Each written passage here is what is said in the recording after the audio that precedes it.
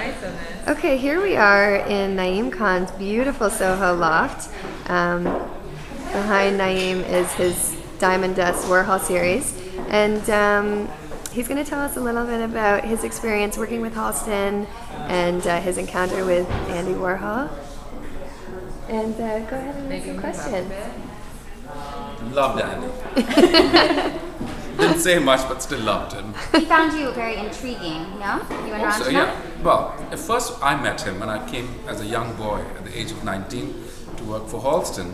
That's when I met Andy. And Andy was like very fascinated, me being from India. And for him, India was the great country of kings and queens and maharajas and elephants and tigers. And he was like totally fascinated. One thing he wanted me to do is get him a throne from India, which he wanted for his studio. A throne? A throne. And I went looking for a silver throne for him. But anyway, it never happened. But he was really, really an amazing man. And he wasn't my best friend or anything such, but we had many occasions where we got together. Of course, at Halston's parties. Studio 54? Studio 54. Yeah, tell us about Studio 54. Studio 54 was the most magical place. And imagine coming from India where I'd never been to a club in my life. The first thing I see is Studio 54 in America. I'm like, wow, this amazing country. Look at everybody having so much fun. What's your fondest memory of Andy? My fondest memory of Andy was being at Dr. Gillis' house and him, Ranju and me getting drunk together. And he was making the biggest, stiffest drinks I've ever seen. I think he wanted to see the two of us drunk. He probably wanted to see you get it on. He was a voyeur. Oh, yeah, So the fondest memory was a bit foggy, maybe. It's a memory that I really can't remember that well. No, but the other thing is also I was very, very intrigued by his way of the person he was. I mean, he was amazing. Also going to the studio and how he's charming, great guy. Also sold you things. I ended up buying my Warhols from him. The Diamond Dust. Will you tell us a little bit about Yeah, I was a kid. I was 20 years old. I go to the studio, and I had a limited amount of resources. So I asked him that I would like to buy some paintings. He said, sure, now you should get the whole series of these Diamond Dust series.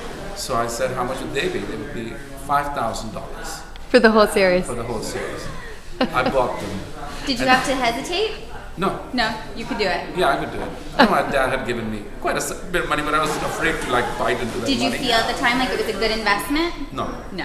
I only bought it because I liked them. I liked the color. It was an Sparkly, Yeah, and the sparkly, and I fashion, love yep. beads. I bought them for that.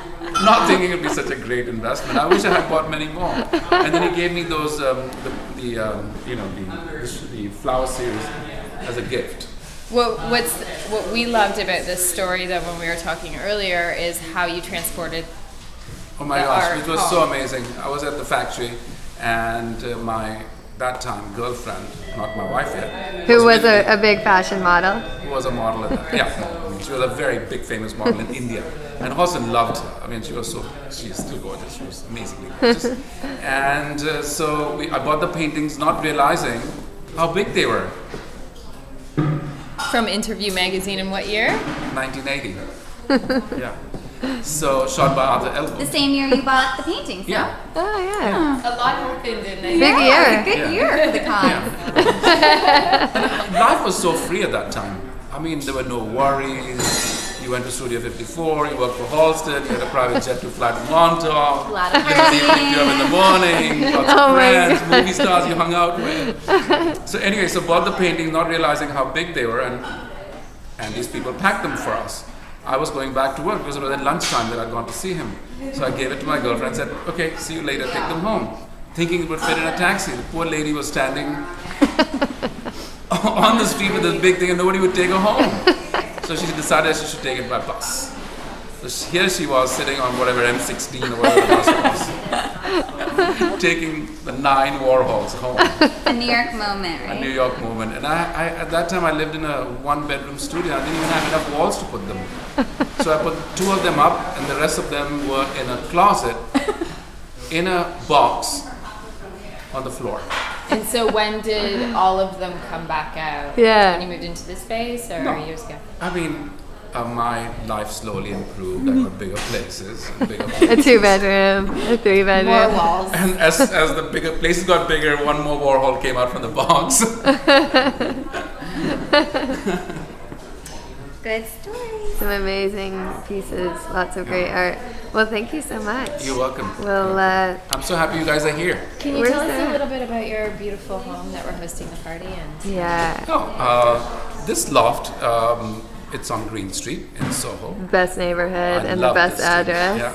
And when I first saw this place, I liked it because I like giving parties. I mean, I grew up in the 80s with Halston, and I come from a land where parties is like part of everyday life. And my mother has a dinner, she'll cook for 20, and suddenly there'll be like 80, and there'll be enough Oh food my for God, everybody. that's So to amazing. me, it's all about, humans, I mean, like, just everybody getting together and having fun. So when I saw this loft, it was perfect, and I said, big open space, I can have a lot of parties, and my kids, it was fun. Yeah. The rollerblade in here, You also Totally have can. some rock or monkey bars, Rings. some Rings, I rings just took them off. And have there been some wild? Oh, you took them off? Lots of wild moments. I think we should leave them. Wild moments, like really wild moments. I'm gonna visit bathrooms